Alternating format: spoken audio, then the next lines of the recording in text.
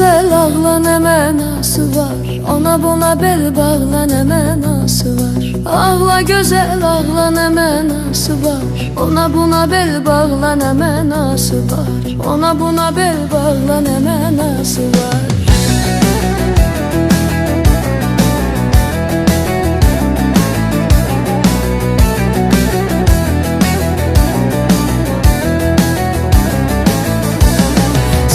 Sözün bir dəfə gətirdim dilə, başımı bəlaya salmışam ay dədə. Mən o qızı bənzədərdim qızıl gülə, küsmüşəm o bağla nə mənası var. Ağla gözəl ağla nə mənası var, ona buna bel bağla nə mənası var. Ağla gözəl ağla nə mənası var, ona buna bel bağla nə mənası var. Ona buna bel bağla ne mənası var.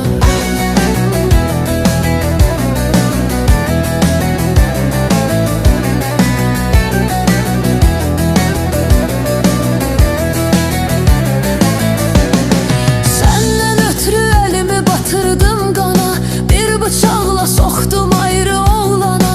Sən də dalımca gəlmədin zindana, görüşmə dustaqla nə mənası var.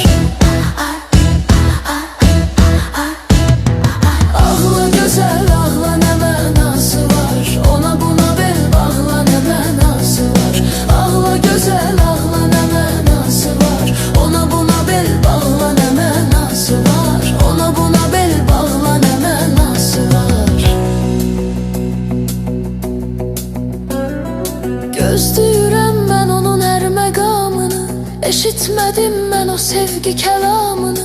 Yar özü yoxdur göndərib salamını, küləklə yarpaqla nə mənası var. Ağla gözəl ağla nə mənası var, ona buna bel bağla nə mənası var. Ağla gözəl ağla nə mənası var, ona buna bel bağla nə mənası var.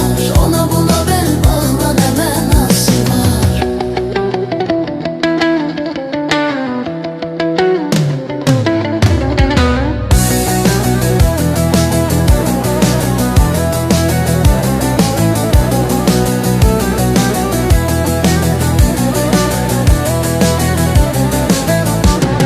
Sevgi mənə də çox veribdi əzabı, çəkmişəm bu dərdi bu istirabı.